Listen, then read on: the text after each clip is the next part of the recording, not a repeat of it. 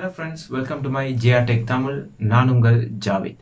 இந்த வீடியோல என்ன பார்க்க போறோம் அப்படின்னு பாத்தீங்கன்னு சொன்னா எல்லாரும் வந்துட்டு பொதுவா நாம இன்னைக்கு ஐபோன் யூஸ் பண்ணிட்டு இருக்கோம். ஆனா ஐபோன்ல இருக்கக்கூடிய சிறிய டிப்ஸ்களை நாம எல்லாருமே யூஸ் பண்ண மறந்துடுறோம். இந்த வீடியோல நாம அந்த டிப்ஸ்களை தான் எப்படி யூஸ் பண்றேங்கறத பத்தி பார்க்க போறோம்.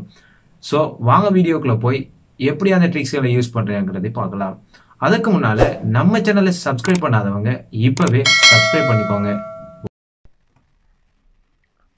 ஓகே ஃப்ரெண்ட்ஸ், ஃபர்ஸ்ட் நாம் என்ன பார்க்க போகிறோம் அப்படின்னு பார்த்தீங்கன்னு சொன்னால், அதாவது நம்ம எல்லாருமே வாட்ஸ்அப் யூஸ் பண்ணிட்டு இருக்கிறோம். அந்த வாட்ஸ்அப்பில் கீபோர்டு யூஸ் பண்ணிட்டு இருக்கிறோம். இப்போ எல்லாரோட ஃபோனுமே கொஞ்சம் வித் கூடியதுனாடி நமக்கு எல்லாருக்குமே ஒரு ஹேண்டில் வச்சுட்டு டைப் பண்ணுறது சிரமமாயிருக்கு. அதுக்காக தான் நாம் ரைட் ஹேண்டில் பயன்படுத்திட்டுக்குள்ள ரைட் ஹேண்டுக்கு ஏற்ற மாதிரி கீபோர்டு சேஞ்ச் பண்ணிக்குவோம். லெஃப்ட் ஹேண்டில் யூஸ் பண்ணிட்டுக்குள்ள லெஃப்ட் ஹேண்டுக்கு ஏற்ற மாதிரி எப்படி அதை சேஞ்ச் பண்ணுறங்கிறத பற்றி பார்க்கலாம்.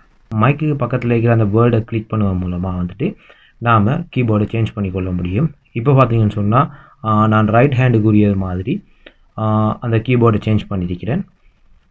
நெக்ஸ்ட் எப்படி லெஃப்ட் ஹேண்டுக்கு ஏற்ற மாதிரி சேஞ்ச் பண்ணுறது பார்ப்போம்.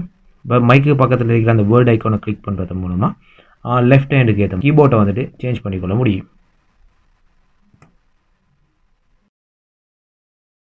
ஓகே ஃப்ரெண்ட்ஸ், இப்போ நம்ம பார்க்க போகிறோம் அப்படின்னு சொன்னால், அதாவது நாம் எல்லாருமே வாட்ஸ்அப் ஆகிக்கட்டும், நோட் ஆகிக்கட்டும், எல்லாத்துலேயுமே டெக்ஸ்ட்டை டைப் பண்ணிட்டு இருக்கிறோம். பட் அந்த டெக்ஸ்ட்டில் நாம் அதை எடிட் பண்ணுறதுக்கு நமக்கு ட்ரபிள் ஆகிருக்குது. அதை நாம் எப்படி அந்த ப்ராப்ளத்தை சால்வ் பண்ணலாம்ங்கிறத பற்றி பார்க்க போகிறோம். அதாவது பார்த்தீங்கன்னு சொன்னால், நம்மள டெக்ஸ்ட்டில், அதாவது நோட் பேடில் டைப் பண்ணக்கூடிய டெக்ஸ்ட்டாக இருக்கட்டும், வாட்ஸ்அப்பில் பயன்படுத்தக்கூடிய டெக்ஸ்ட்டாக இருக்கட்டும், அதை எப்படி எடிட் பண்ணலாம்னு சொன்னால், நாம் யூஸ் பண்ணுற அந்த கீபோர்டை பயன்படுத்தியே ஒரு மவுஸ் பேடாக மாற்ற போகிறோம். இப்போ பாருங்கள், அதாவது நம்மளோட கீபோர்டில் காணப்படுற ஸ்பேஸ் பாரை லாங் ப்ரெஸ் பண்ணுவதன் மூலம் அது மவுஸ் பேடாக மாறும். ஸோ நாம் நமக்கு தேவையான பிளேஸில் நாம் அதை மாற்றிக்கொள்ள முடியும். ப்ளேஸ் பண்ணிவிட்டு நாம் அதை எடிட் பண்ணிக்கொள்ள முடியும்.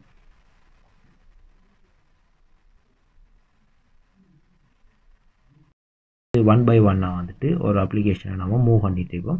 ஸோ இப்படி நாம் மூவ் பண்ணுறதை விட ஒரே டைமில் 2 அல்லது 3 அப்ளிகேஷனை அல்லது எத்தனை அப்ளிகேஷனையும் நாம் ஒரே தரத்தில் ட்ராக் பண்ணிக்கொள்ள முடியும். நெக்ஸ்ட் பேஜுக்கு ட்ராக் பண்ணி பேஸ்ட் பண்ணிக்கொள்ள முடியும். அது எப்படின்னு சொல்லி பார்த்தீங்கன்னு சொன்னால், ஒரு அப்ளிகேஷனில் நான் வச்சுக்கொண்டு நம்ம அந்த அப்ளிகேஷனை லாங் ப்ரெஸ் பண்ணணும்னு சொன்னால், அந்த அப்ளிகேஷனை லாங் ப்ரெஸ் பண்ணிவிட்டு மற்ற அப்ளிகேஷனை கிளிக் பண்ணுவதன் மூலமாக நாம் அந்த அப்ளிகேஷனை நெக்ஸ்ட் பேஜுக்கு நாம் மூவ் பண்ணுறது ஈஸியாக இருக்கும்.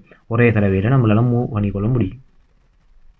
ஃப்ரெண்ட்ஸ், ஃபோர்த் என்ன பார்க்க போகிறோம் அப்படின்னு பார்த்தீங்கன்னா, எப்படி ஒரு நோட்டில் நாம் நம்மளோட ஃபைல்ஸுகளை லாக் பண்ணி வைக்கிறதுங்கிற பற்றி பார்க்க போகிறோம். இது நம்மளோட டெக்ஸ்ட்டாக இருக்கட்டும் அல்லது ஃபோட்டோஸாக இருக்கட்டும், எதுவாக இருந்தாலும் நம்மளை அதில் லாக் பண்ணி வைக்க முடியும். அதாவது நான் இப்போ டெக்ஸ்ட்டுக்குள்ளே போய்க்கொள்கிறேன். இந்த நோட்டுக்குள்ளே போயிட்டு, அதாவது நோட்டில் ரைட் சைடில் பார்த்தீங்கன்னு சொன்னால் அந்த 3 டாட்ஸ் வச்ச மாதிரி இருக்கக்கூடிய பட்டனை கிளிக் பண்ணுவதன் மூலமாக கீழே லாக் பண்ணுறதா, ஸ்கேன் பண்ணுறதா, டிலீட் பண்ணிக்கொள்ள முடியும். ஸோ நாம் அதில் லாக்கை கொடுப்பதன் மூலமாக நம்மளோட நோட் லாக் ஆகும். தென் நாம் அதை அன்லாக் பண்ணுறதா இருந்தால் நம்மளோட அதே நோட்டை ஓப்பன் பண்ணோம்னு சொன்னால் அதை வியூ நோட்டுன்னு இருக்கும். ஸோ நம்ம வியூ பண்ணும்போது நம்மளோட ஃபிங்கர் பிரிண்ட்ஸ் கேட்டு நாம் அல்லது நம்மளுடைய பாஸ்வேர்டை கேட்டு நாம் அதை லாக் பண்ணிக்கொள்ள முடியும்.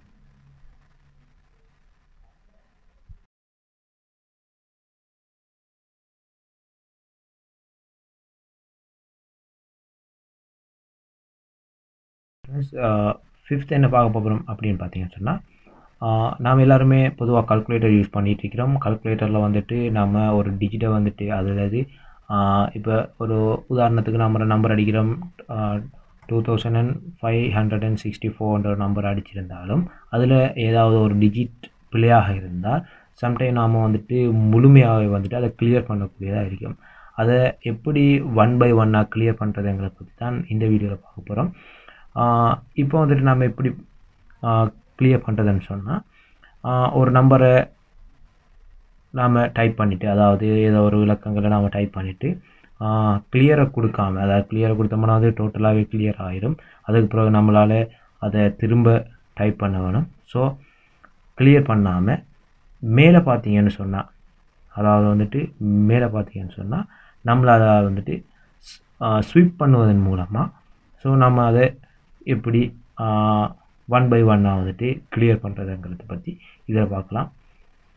இப்போ பார்த்தீங்கன்னு சொன்னால் அது எப்படி கிளியர் ஆகுதுங்கிறத பற்றி நீங்கள் இதில் பார்க்கலாம்.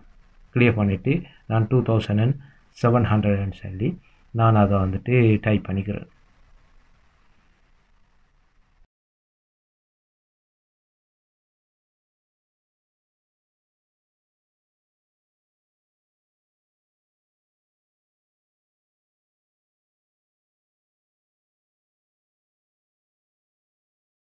ஓகே ஃப்ரெண்ட்ஸ், இன்றைக்கு எப்படி நாம அந்த டிப்ஸ் அண்ட் ட்ரிக்ஸுகளை யூஸ் பண்ணுறதுங்கிறத பற்றி நம்ம வீடியோவில் இன்றைக்கி பார்த்தோம். இது போல் பல வீடியோஸ்களை நான் உங்களுக்காகவே அப்டேட் பண்ணி கொண்டே இருப்பேன். அது மட்டும் இல்லாமல் இந்த வீடியோவில் உங்களுக்கு பிடிச்சிருந்த ட்ரிக்ஸுகளை நம்ம கமெண்டில் மறக்காமல் கமெண்ட் பண்ணுங்கள். இது மட்டும் இல்லாமல் உங்களுக்கு வேறு எதுவும் டவுட்ஸுகள் இருந்தாலும் நம்ம கமெண்ட்ஸில் நீங்கள் கமெண்ட் பண்ணுங்கள். நான் அதுக்குள்ளே ரிப்ளையை கட்டாயம் உங்களுக்கு பண்ணுவேன்.